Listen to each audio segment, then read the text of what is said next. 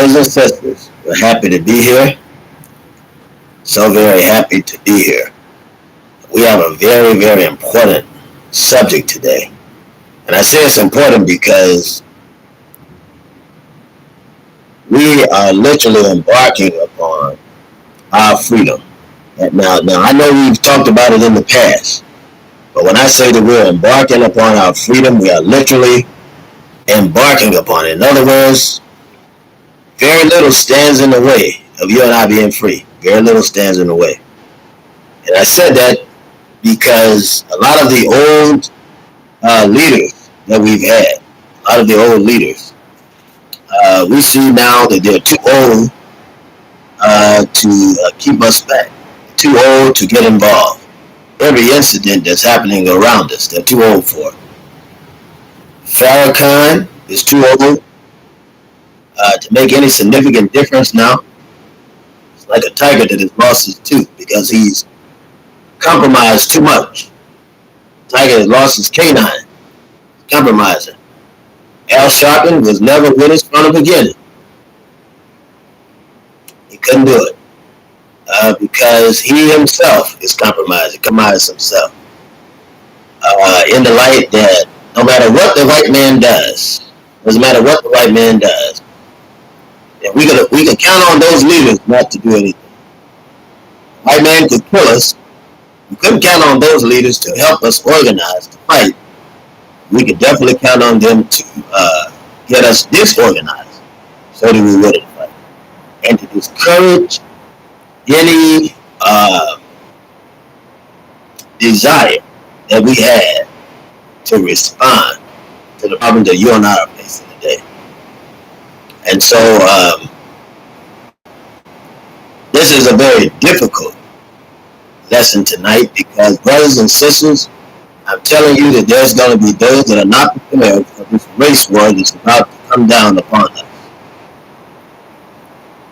And our heart goes out. It literally goes out. For brothers and sisters that are not prepared for what the white man has in store for the black man. Literally has in store. He's doing it already. He's doing it on a grand scale. Not like he's gonna do it. Not doing it like he's gonna do it. So you and I, brothers and sisters, have this small window of opportunity to get ready for this fight of our lives. That's what it is. That's what it is. It's the fight of our lives. You and I are challenged. You and I are challenged to get busy in the fight to save our lives, save the lives of black people. Now, with that being said, there was another killing. Another killing had just happened in Chicago. Just happened. And to show you how soft the Muslims get under Farrakhan, I have to say it. I mean, these Muslims under Farrakhan have become, I told you before, these Muslims under Farrakhan are holding hands with these white folks, skipping through the daisies. And our brothers and sisters are being killed in Chicago at such an alarming rate. It's such an alarming rate. And you let a Muslim say something against Farrakhan, black people. You let them question Farrakhan, question his motive. They're ready to debate you, verbally fight for Farrakhan, for his version of the Nation of Islam. And I told you before that Farrakhan doesn't teach Elijah Muhammad. Doesn't teach Muhammad. You have to understand that. You have to understand that there is no teaching of the Honorable Prophet Muhammad. It's coming from Farrakhan's lips. no more than Wallace Wallace Muhammad had taught Farrakhan, rather had taught Muhammad. These men, their job was to take you as far away through strategic method, far away from the teaching of the Most Honorable Elijah Muhammad. And the government funded this operation. I know right now, brothers and sisters, there are people that look at me like I'm crazy. But the fact that the police will jump on you when you've done nothing to them and kill you in places like Chicago, places like Atlanta, places like Detroit, when the forces, the army, the fruit of Islam strong thing, they have no response. It's questionable, brothers and sisters. This is questionable. We have the right to question these things. We have the right to question. But you see, when you begin to mingle with this white man, and that's what a Farrakhan Muslim does. They befriend these white people, and they make excuses for white people. See, that's what I've been trying to tell you the entire time, but brothers look at me as if I'm insane, like I'm crazy. It's the way they look at me, because they don't want you hearing the truth. They don't want you hearing the truth, so they'll send everybody out that's going to go against me for telling you the truth. You see? And I know I'll be loud when I get on the show, but I just be so full. I be so full because I'm tired of false prophets. Because that's what you and I are dealing with. We're dealing with false prophets. We don't have in the Muslim temple under Minister Farrakhan, we have false prophets and brothers and some sisters that are marrying white people that are calling themselves black. And many of them are using man tan, fake bait, to keep up the image that they're black, when you and I know that they're not black. This is one of the problems that Dr. Khalid Muhammad had with Minister Farrakhan. When his son, Joshua Muhammad, had married a she-devil, Brother Khalid came unglued. He questioned it. And you can't blame him. Because I'm telling you, brothers and sisters, when I saw it, I was shook up too. And a lot of people don't know it because it was swept under the rug. See? That's what Farrakhan does. Want to use the right vernacular. That's what the minister does. So there are those that are so religious that they literally can't see the devil and his demons growing right in front of their eyes. What are we as black people teaching black nationalism if we can't speak against certain things that have confused us over the years? Consisting with our leaders. We have to question our leaders. We have no choice. We have no choice. We have to question them. Because the killing of black folk, irregardless of the passing of laws in America, has increased some 21%. And all you have to do is do the math. All you got to do is do the math. Now, if I'm wrong, show me where I'm wrong. And I'll apologize for it. You got to first show me where I'm wrong. And Farrakhan, who had a questionable start anyway, you see, his foundation rests on the fact that he was one of the main voice and main organizers in killing Minister Malcolm X. I know what I'm saying. I said organizer. I said organizer. If you want the facts, you can get the book. All of it accurate according to the Freedom of Information Act, and accurate according to the research of Brother Lan Shabazz, myself, Steve Coakley, and many others that have had the actual research experience to do such. So God, the true God, the black God, the one that tells you the white man is the devil, that God has allowed us and others to come to the same conclusion. And it is God's instruction that says, out of the mouth of two or three, there I am in the midst. Isn't that right? So, brothers and sisters, we have a right to question the validity of Farrakhan's teaching and the validity of the power of the FOI under him and the validity of the Muslim, their teaching, their learning, and their understanding. Now, I want you to understand that integration, we got to talk about it because Farrakhan is doing to the Muslim movement what the white man did to Christianity in reverse. And you know what the white man did to Christianity. He learned it, then he took it over and outpopulated it. Well, Farrakhan is doing the very same thing. He's doing deductive reasoning in the sense that he's bringing devils from the top level all the way down and got whites, white Mexicans, white Indians, right? Native Americans that are white, people that are claiming to be white. Now let me say this, where am I going with this?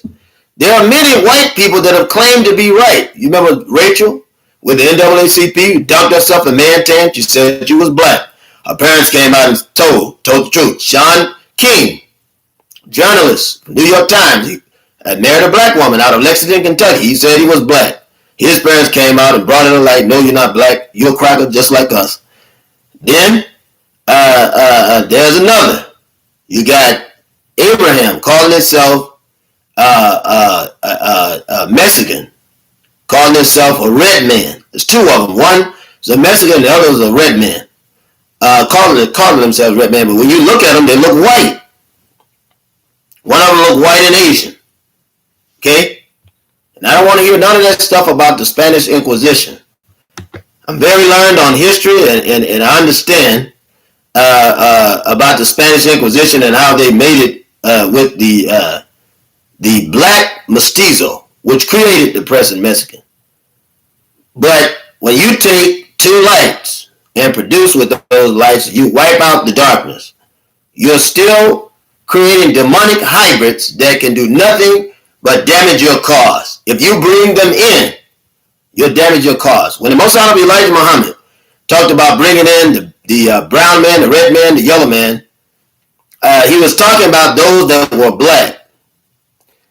Those from those areas that were black, to bring them in and teach them so that they will get the message of the black man to understand that this applies to you and that this is what has put you in the hell that you're in. So that's what he was doing. He wasn't in any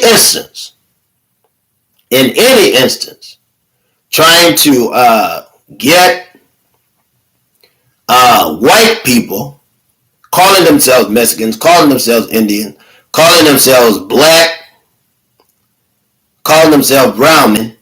He wasn't trying to get copyons. See, and that's the problem today. There are too many copyons. And that may be a reason for this. Because I'd like for you to know, through research and dedicated research, that Minister Farrakhan has, for all intents and purposes, a Jewish father. And that's coming to the light. You're going to learn it because it's coming to the light. And he is always in mulatto. I want you to understand this. You should know it. You should know it. Any mulatto has often been confused. Some are saying now, well, Master Farrakhan Muhammad, he had a white mother. Yeah, he had a devil for a mother. That's the truth. But he acknowledged it. And he was the one that told us that the white man is the devil. So I can take his word for it, rather than a black man that's bringing in white people like Father Flager, who's a pedophile, a registered pedophile, who is pushed out by the diocese and punished, and Farrakhan calls him his friend when he pushed Khalid Muhammad out of the nation for calling down the Catholic Church.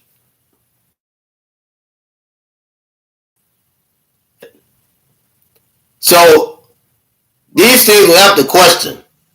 We have to question these things. We won't get away from it. And the fact of the matter, thank you, brother. Fact of the matter of what's happening is that the Muslim and the black nationalists and all of those that are listening to Farrakhan, even black entertainers, gangsters of many natures, every laity, every weight, all of those that listen to Farrakhan hear this this type of jive sermon. You know, it's almost like the hooping preacher when they get in the Baptist church. Not the one to give you, not talking about cultural hooping, but I'm talking about one that'll read a scripture, won't give you any background knowledge, won't really expound on the word of God, and he'll start hooping and he ends hooping. You haven't heard nothing and haven't seen nothing except him hop around like a hobgoblin, right, coughing on everybody. See? This time out for this foolishness. I love a good hoop as long as the man's talking about something. You see, but Farrakhan is, if you look at him now, he reminds you of it, you pay attention to it. A foolish preacher, not a minister. A foolish preacher. Because we've got nothing in spite of everything that we're going through, in spite of our children getting killed on every hand by police that have shown every level of evil and wickedness, even those that have raped men and women prior to killing them and children, in spite of the fact that you did nothing. We can't even get our leadership. We know Al Sharpton's not going to do it. We already know that. Big Perm's not going to do that. He want to mess up his hair, get in a fight. He wouldn't want to mess up his perm. We understand that. But, and I can understand that. He's a coon from the beginning. He was a coon from the beginning. But Minister Farrakhan, who has been teaching, so he says, the teaching of the Most Honorable Elijah Muhammad. And they are killing us on a grand scale. Even those of us that are not concerned with civil rights, they're killing us on a grand scale. Those of us that could care less to be integrated, they're killing us on a grand scale.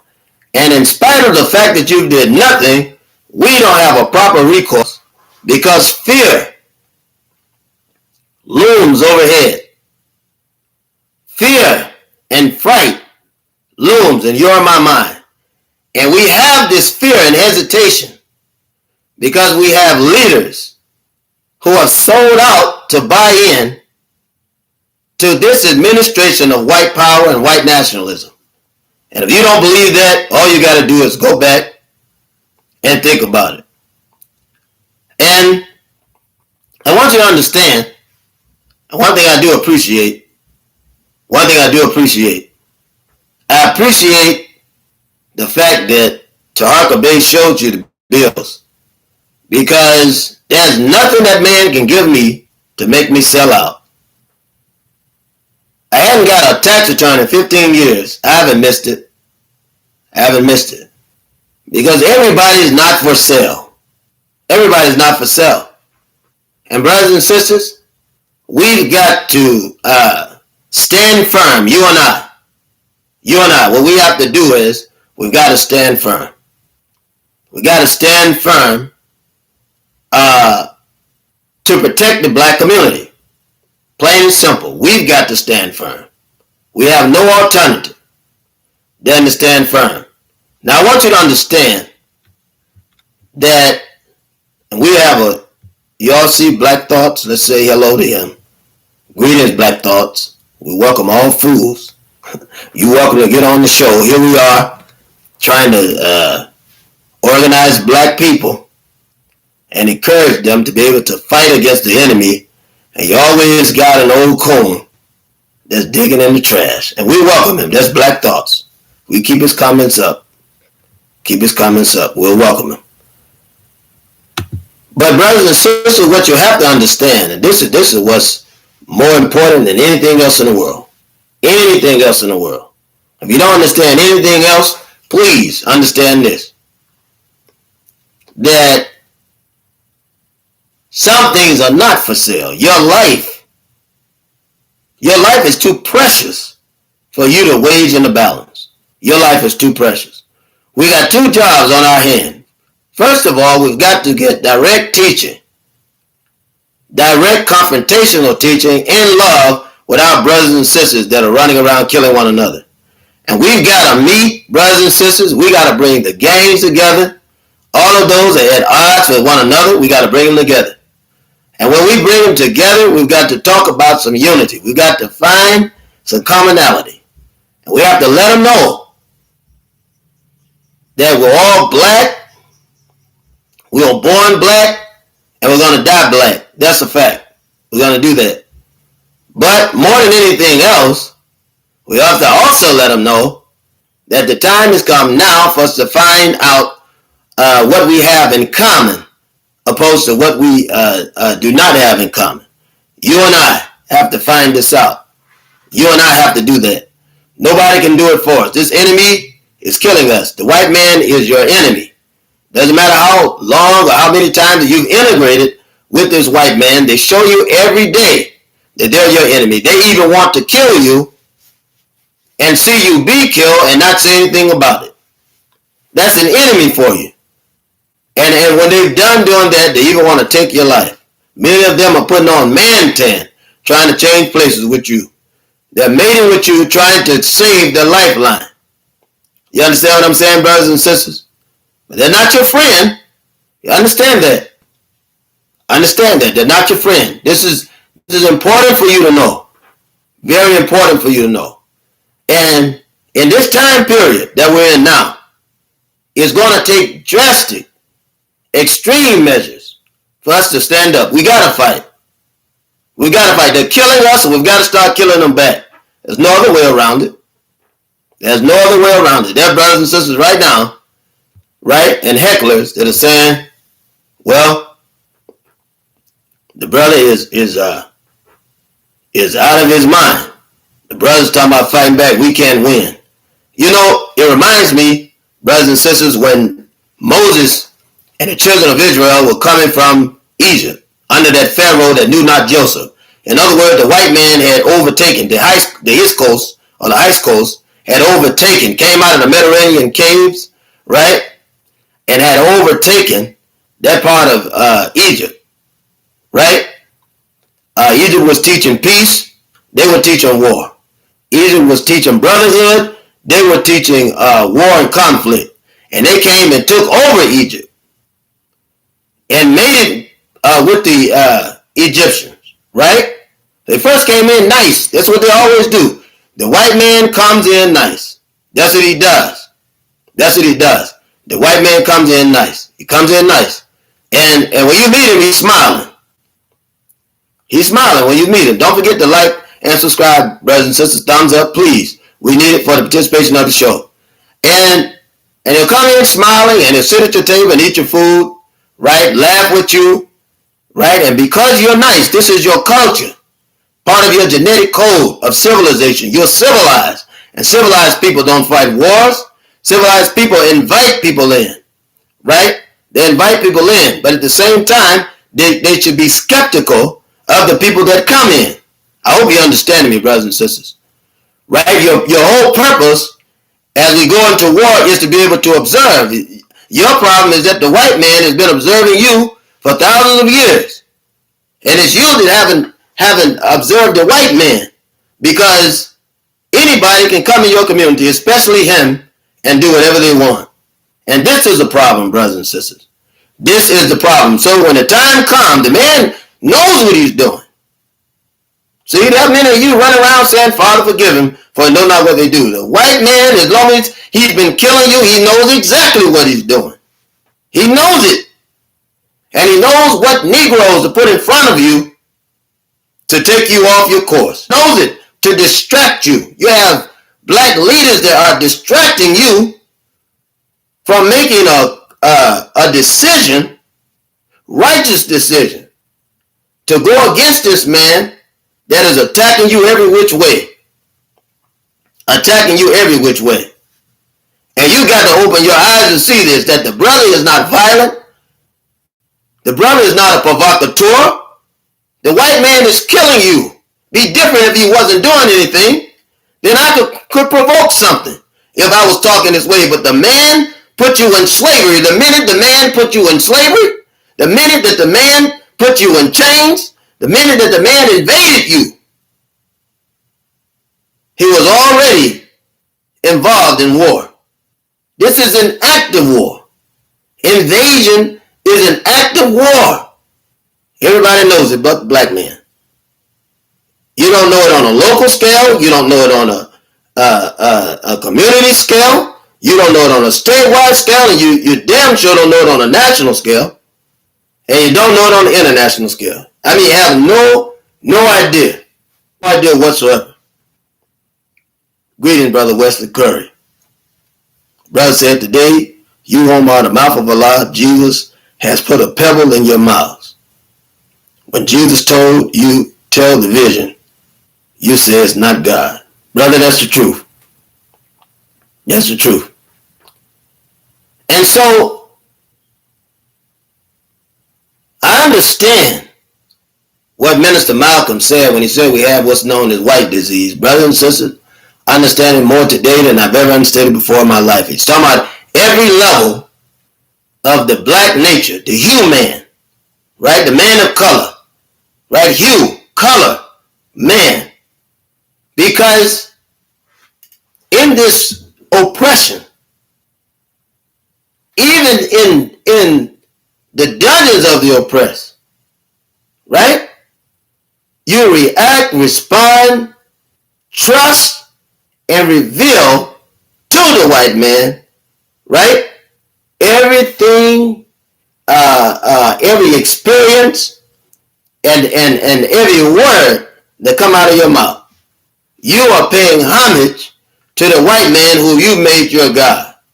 And it's funny because I talk about this devil and the ignorance of some Muslims, Farrakhan Muslims. I've never heard an Elijah Muslim say this. Well, you talk about the white man so much to you, he must be your God. I mean, they will literally fight. You gotta think of the mindset of that. The mindset of someone who will literally heckle and bother, stop, limit the word, because the word of God comes out of us. The word of God where you've been offended. Now here we are, we're God, we belong to God, and the white man is certainly killing us. He's certainly killing us. And it's crazy that for anyone to say that someone who will tell you to defend your life and shoot back are out of their mind, or that they're racist, or that they're provoking. What the hell are you provoking? I mean, aren't fathers raised to protect their children, the wives? Aren't men made to protect the community? Maybe that's the reason why the white man is turning so many straight men into gay men. He's grabbing them from the time they're children and violating them and defiling them, and they grow up, literally grow up, queers, not even getting a chance to learn what it is to be a man. Not even getting a chance. And the white man starts when you're a child. You have to understand that. One time you had the television, right? It was a square tube. You had the television. You could look at it, and he intended to influence you with the television. The white man's killing you right in the streets, right, during racism, isn't that right? And during slavery, he would make plays. He would have gospel festival from the slaves. He would hold a church meeting every time a slave was being beat to distract the other slave that would turn the plantation over, because it was common for slaves to protect one another on the plantation. See, the man has been lying to you. If that wasn't the case, you'd be back in slavery. But when they found out that your love for each other was so strong that you will literally sacrifice your life to save your brother. Isn't that right? Isn't that what Jesus did? Became the sacrificial lamb? Brothers and sisters, you gotta wake up. It is in your mind and your DNA to defend one another. That's the God in us speaking, that we will sacrifice our lives for one another. Right? That's the God in us. Now, the white man, knowing that on the plantation, he said, I'm going to first I got to get a preacher. And he's going to preach what I say preach. Not going to do like Nat Turner. This preacher I'm going to keep my eyes on, because these are holy and religious people. And I'm going to put my words in his mouth, and he's going to teach what I want him to teach. He's going to say what I want him to say, and he's going to do what I want him to do. And the white man came up with all of this foolishness. This is how all of this jumping up and shouting and not rejoicing, jumping up and shouting and moaning and falling on your head and all of this stuff. He gave you a form of godliness, not connected to the power. A form of godliness, denying the power thereof. That's what the white man gave you. You have to understand that. You see, it's time that you and I get beyond the shenanigans and the distractions. Get beyond them and continue to teach, continue to live, and continue to be ready to die, because the man has already advanced himself. What is the police? What is the police? And I'm setting the foundation, because we're going to talk about false prophets and black leaders that hold up white nationalism. We're going to talk about it. But I'm setting the foundation. What are the police if they're not an occupying force, brothers and sisters, in the black community? It is a lower form of military command to keep control of the local government and keep control of the plantation under the local government, because we're still on the plantation. That hasn't changed.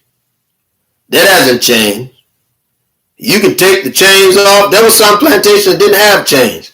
There was some plantation where every man and woman drove horse and buggies.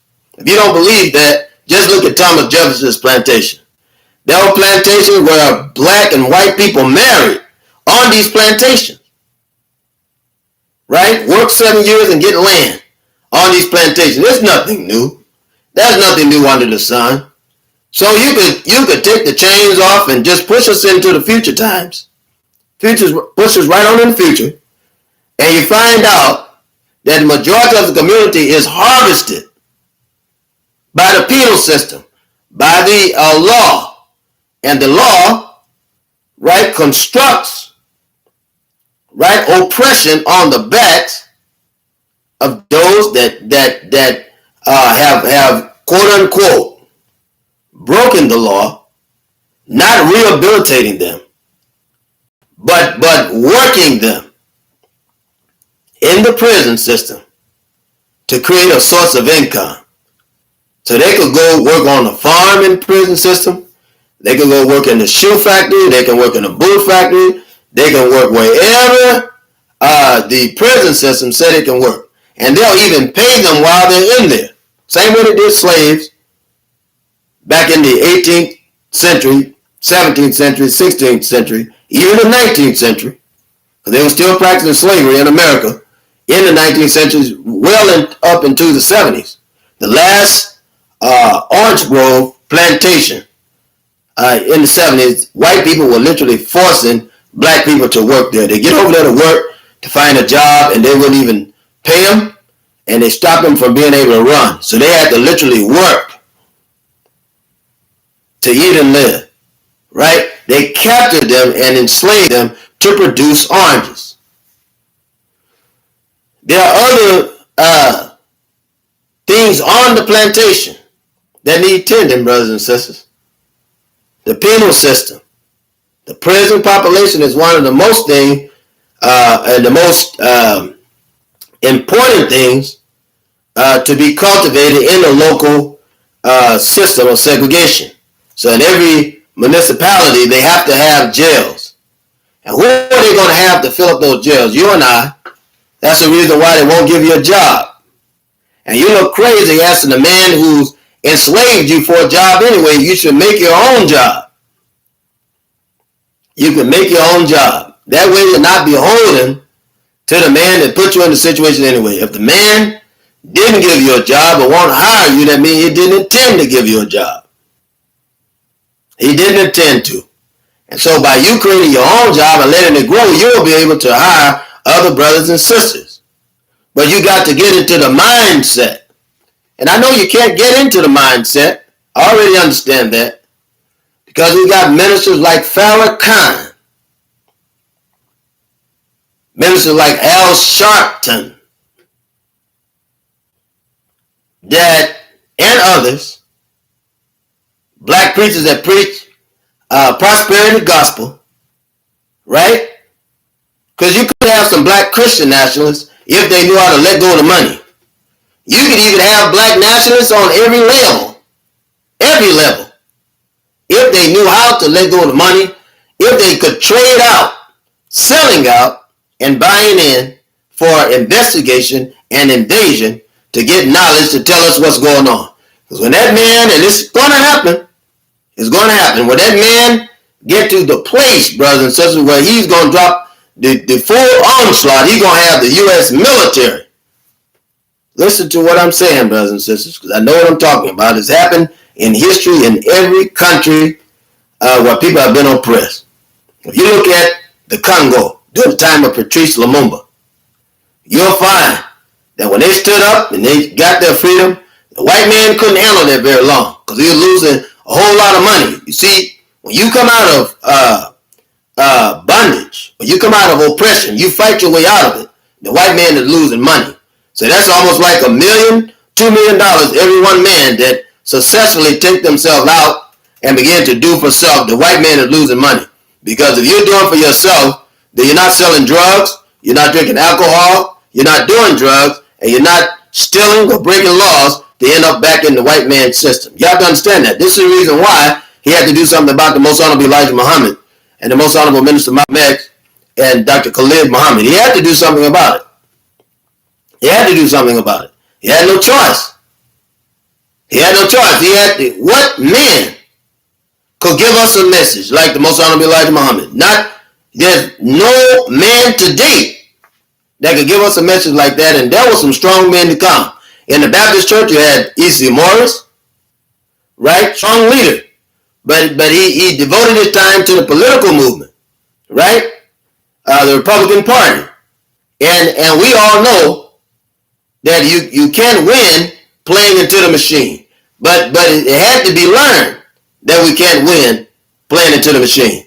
Marcus Garvey. Let's look at Marcus Garvey. He built up the United Negro Improvement Association, right?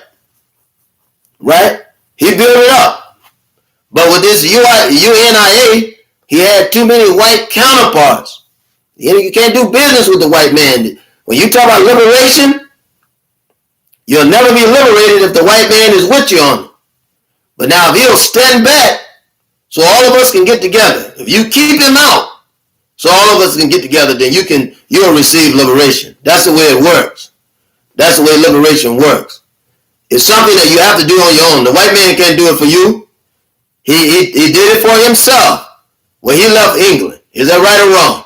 The white man did it for himself when he left England. When he left England and he stood up and made 13 strong colonies that fought against the big British Empire, the white man, with his fortitude, outdid the British Empire.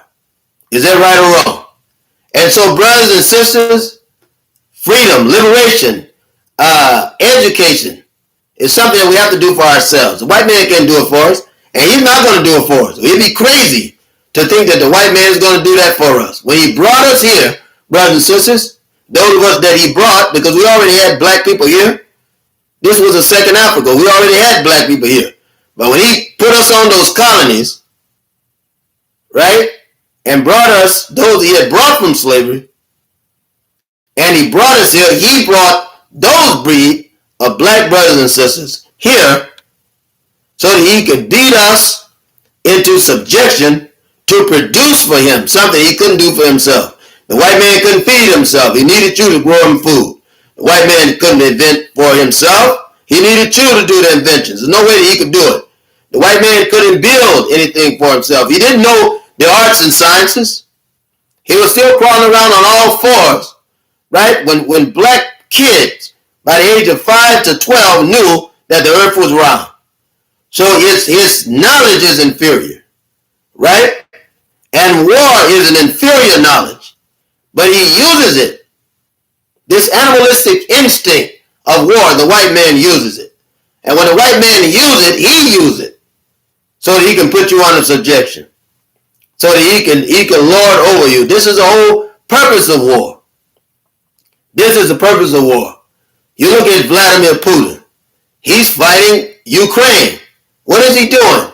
He'll destroy it if he can't overcome it. He'll destroy it if he can't possess power of it. Isn't that right? And what the hell do we have to do with it? We should be worried about ourselves. We should be worried about us. And don't be distracted by Brittany Griner. Be distracted by her. God's about to do away with her anyway. Because the whole thought pattern is built on the thought pattern of the white man.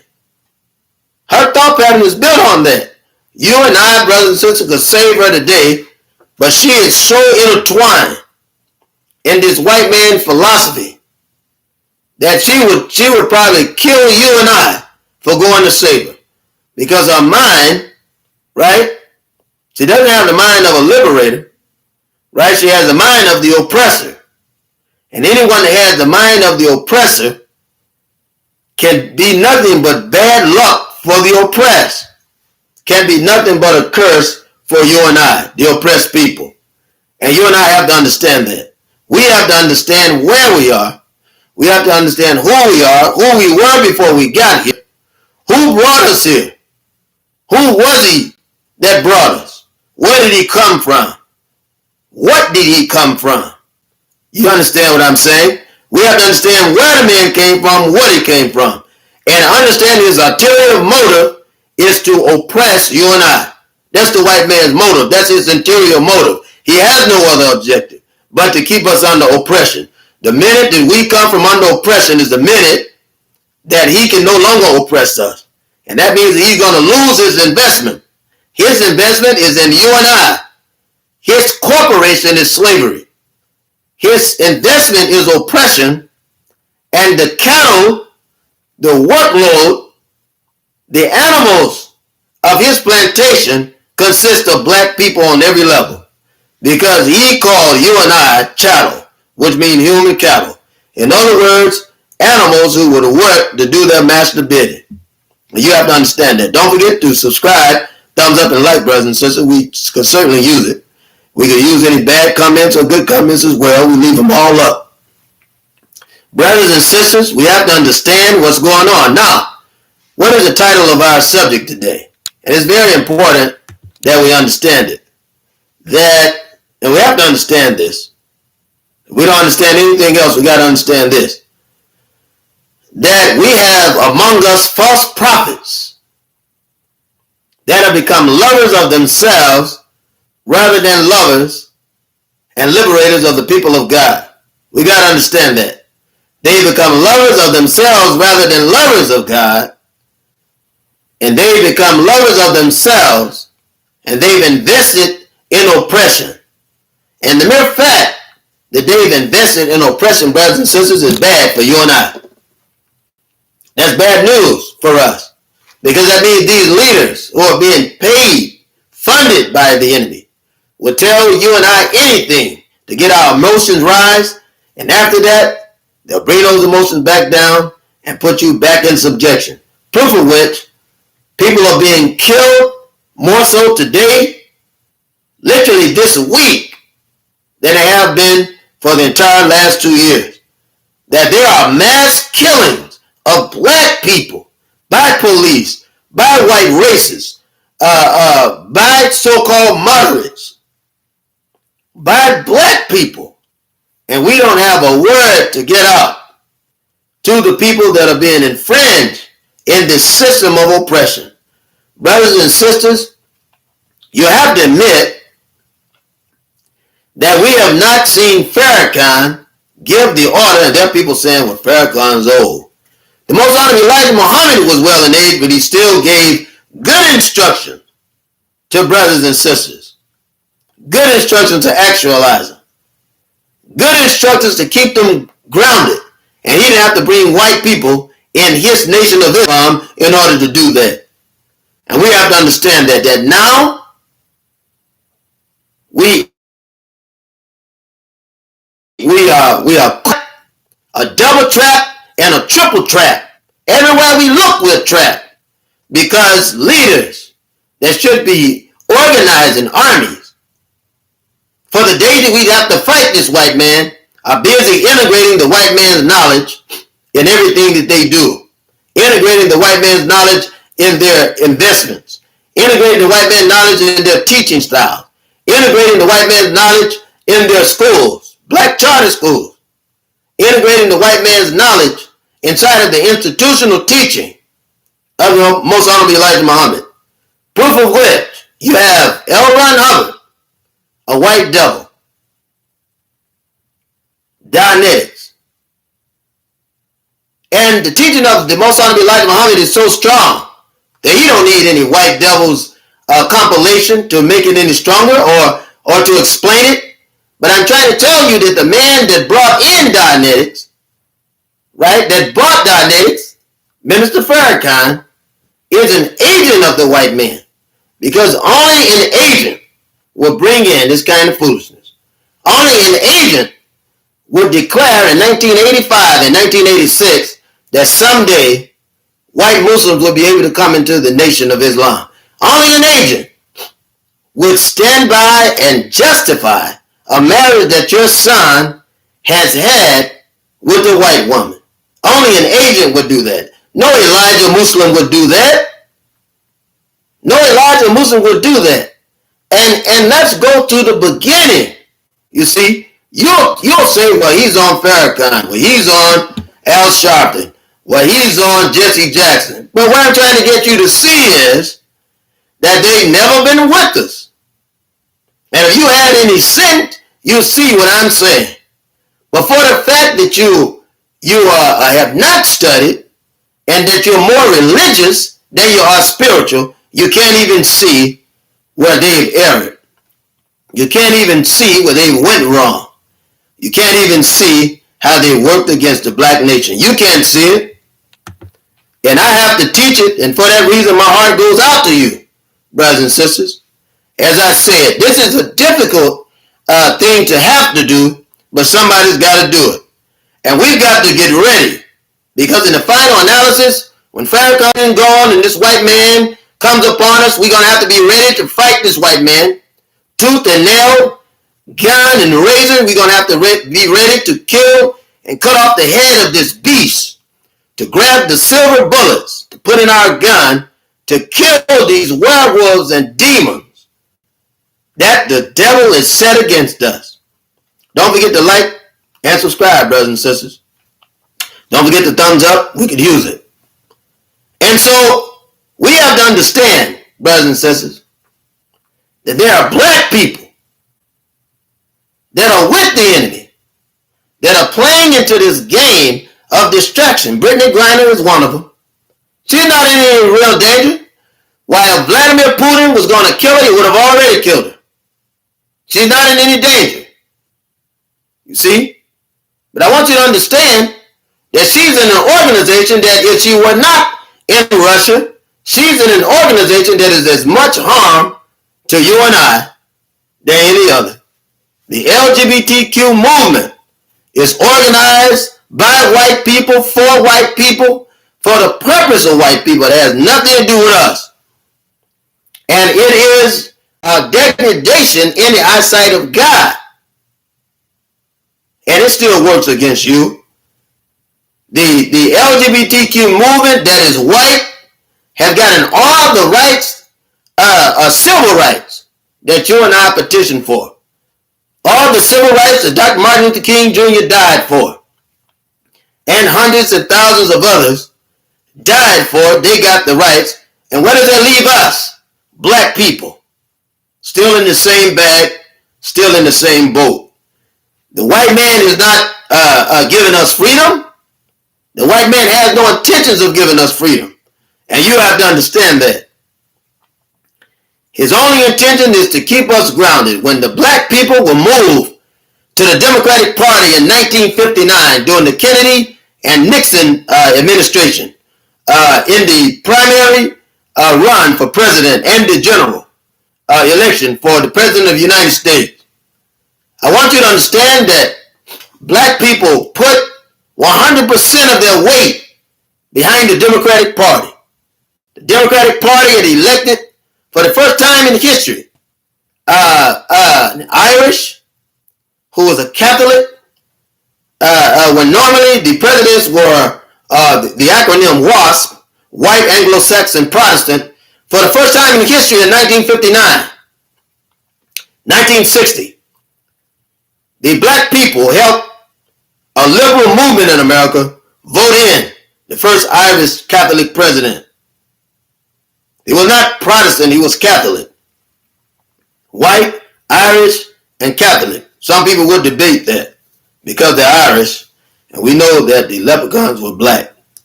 But nonetheless, brothers and sisters, the Democratic Party has had the office from 90 to 100 years. And what have you and I gotten out of it? Nothing at all. We haven't gotten anything out of it. Because their intentions was never to keep us free. As a matter of fact, the Democratic Party worked against every level of liberation for black people. Just as the Republican Party has worked against every level of liberation for black people. And you and I, what we have to do is to come out from among them. Isn't that what the scripture says? Oh, ye my people, come out from among them. We've got to come out from this habitation of devils. We've got to organize and mobilize our own economy, our own religious institutions, our own car lots, our own stores. Whatever the white man has in his community, we've got to do the same thing. That's what we're called out to do. But we'll never survive. We'll never survive this oppression, and never survive the machinery of oppression by playing along, by going along to get along. It won't work, brothers and sisters. Don't forget to like, subscribe, thumbs up, brothers and sisters. We certainly can use it. And so we need leaders who are equipped. You see, when a white man grabs a black man, or whatever that man may be, right, whatever he may be, to use him against his own people, he gets all the mileage out of him. He uses them just like he do a car. Just like he does a car. He get all the mileage out of them, right, in what he does. Got to get the mileage out. And once he get all of the mileage out, they could be old, but he still expect them to keep their word to what they say that they would do. And he'll protect them. He'll protect them, make sure no harm comes to them.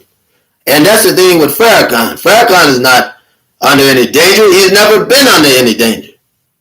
He is the false prophet that the white man has put before the Nation of Islam, put before black Christian nationalism, put before sleeping black people that believe that Farrakhan is the one called out to liberate the black man. He's not.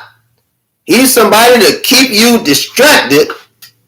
And the best tool that the white man has had over the last 63 years that he's been before you and I.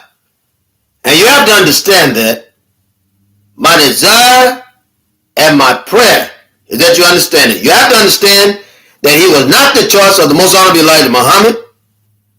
And because the Most Honorable Elijah Muhammad would not endorse him, then they began to work heavily. In 1970, Dr. Khalid Muhammad had come into the nation.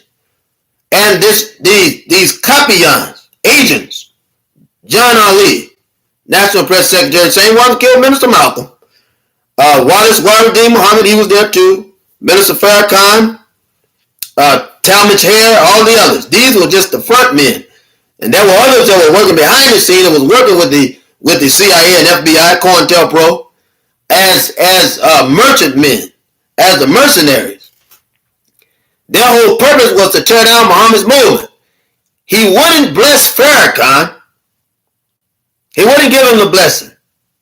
He didn't want to give it to Wallace. But he certainly wouldn't bless Farrakhan. Minister Malcolm was Mary's baby, so to speak, if you understand that. He was the child that would come from Mount Miriam, the child that would come from the woman, right, that spoke of in Revelation, that would deliver us, that would give us the teachings to stand up to deliver us. You have to understand that. That the black Messiah is constantly born and constantly being reborn to be able to deliver black people.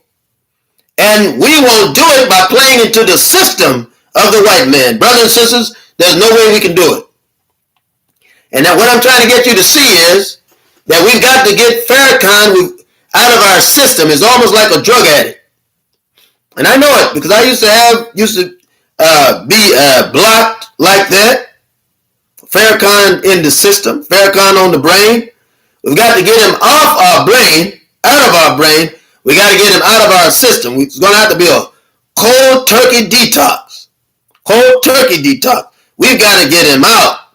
And the minute that we get him out, then we'll begin to think clearly from being less charmed by the charmer, the seducer, the false prophet, and we'll be able to see clearly what we must do to get out of this bondage. So when the police is killing us, come to our community, then we're able to deal with the police. That white racist police, when a white racist is coming to deal with us in our community, we will have the teaching in front of us to blow the head off of that white racist or cut his head off. We will have the teaching done, you and I. We will be able to have that. You and I will have that understanding. You and I will have the wisdom to defend ourselves, defend our women, defend our children, defend our brothers and sisters. We will have the wisdom to do that. But we'll never get it, brothers and sisters, working in the pilot organization of the enemy, which is integration. That is the pilot agent that the enemy uses. And so God is talking to you and I. He's telling us to come out from amongst our people, come out from amongst those people. He's telling us, just as Moses asked spies to go into the land of Canaan, you and I are wandering around 40 years, 50 years, 60 years, 70 years, 80 years, 90 years, 100 years. We've been wandering around in this desert, right? When freedom is just a 3-day journey, you and I have been wandering around in this desert. And when we've been running around in this desert, and you and I are still hoping and wishing for yesteryear, we're still praying that we were back in Egypt. There are many that are praying now because they don't know what to do. They said, I'd rather work. If I had to work for the white man, that'd be okay because I would have a job. If I had to do A, B, and C, even if it was under the white man, that's okay because I would have a job. And it's the wrong mindset, brothers and sisters, us are going to the future with. In the future, we have to point out the false prophets. In the future, we have to point out bad actions that have got us in the situation that you and I are in today. And we have to start thinking maturely. We have to start seeing maturely. We have to start smelling maturely. We have to start speaking maturely. And we have to start standing as men. That's right. We have to start standing as men to handle the situations that are facing us today. And we'll never do it under the charm of someone who believes in administration of racism. We'll never do it. We'll never do it with NOI leaders like Mustafa Farrakhan, who was a member of the police department in Harvey, Illinois.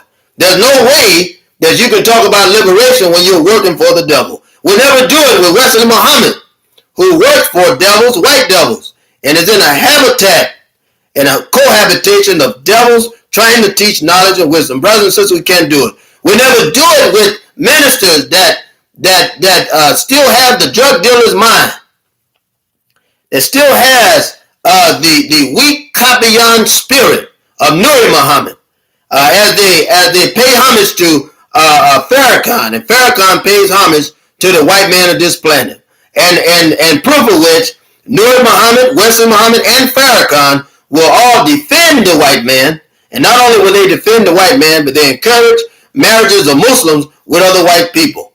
And so we can't go into the future with this philosophy. We're already in bondage, brothers and sisters. We can't stay in bondage. We got to get out of bondage.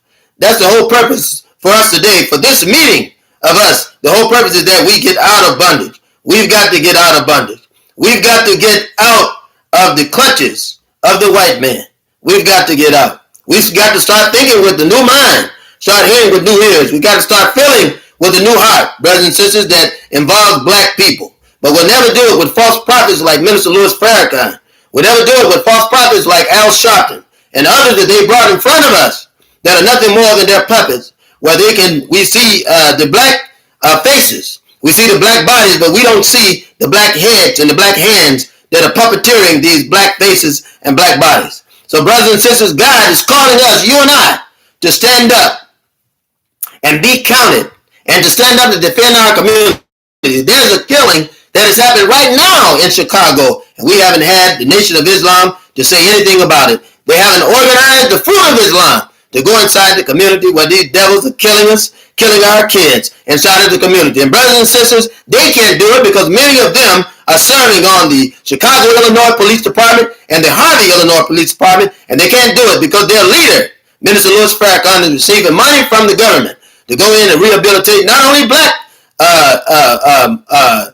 convicts, but also to change the lives of white convicts. So this is an investment in the system of segregation. This is an investment in the system of oppression. And you have to understand that. That's the thing that you have to understand. So brothers and sisters, we got Pork Chop. He's back again. The pig. That's what I call him, the pig. The pig writes in. He said Brenda Griner is a black sister. Here this white devil always coming in. Always coming in. Here he is. Always coming in. And so here's the white devil. Malcolm and Betty had him over for dinner, home for dinner. Farrakhan knocked out and left them dead. I mean, you know, we have these hecklers. You got Black Thought. He ain't got nothing else to say except that I stutter. Well, brother, welcome. Welcome, brother. You know, distractions. This is what I'm saying, brothers and sisters. Distractions. And to every level. Every level. And these idiots, with the exception of the white devil that's trolling this show right now, these idiots like Black Thought, complete dummy, he said I'm the dummy. And he will heckle a show, literally heckle a show, on no premise whatsoever. Heckle a show that is telling brothers and sisters to defend themselves. Literally heckle a show and lie and do whatever just for that. And we leave his comments up because there are those of you out there that I'm concerned about. Those of you that I'm concerned about that are getting killed in the community, that are unprepared, getting killed in a community that's unprepared. I want you all to know that Taharka Bey is Black Thought. I want you to know that. He's Black Thought. He's Pork Chop Riots again. He has several different names. And that tells you what kind of mindset he has. I mean, besides, you can't be a pedophile. You can't be a pedophile, a lifetime registered sex offender, and a registered pedophile, a lifetime criminal, armed robbery over 20 different times, and a whole life of criminality. You can't be that and be holy and religious and change brothers and sisters without rehabilitation. I mean, just the mindset of a pedophile. That was a pedophile. He's another distraction. Another distraction. And I say that for good reason. There was a pedophile in the state of Maryland that climbed in the bed. Literally, this happened several other places too, but this particular story happens in Maryland, and they have a recent story of something like that happened as well. But climbed in the bed of this 12, 14, I think 15, 14 or 15-year-old girl. The mother had to come in and fight him out. I mean, imagine what's in the mind of someone that would destroy the life of a child. Brothers and sisters, and talk about distractions. Talk about distraction. And this brother is imbued with land, houses, rap, contract, imbued with a temple, Mauricelm Templar, and all land. I mean, the whole thing reeks of agent. It reeks of agent. The whole thing reeks of agent.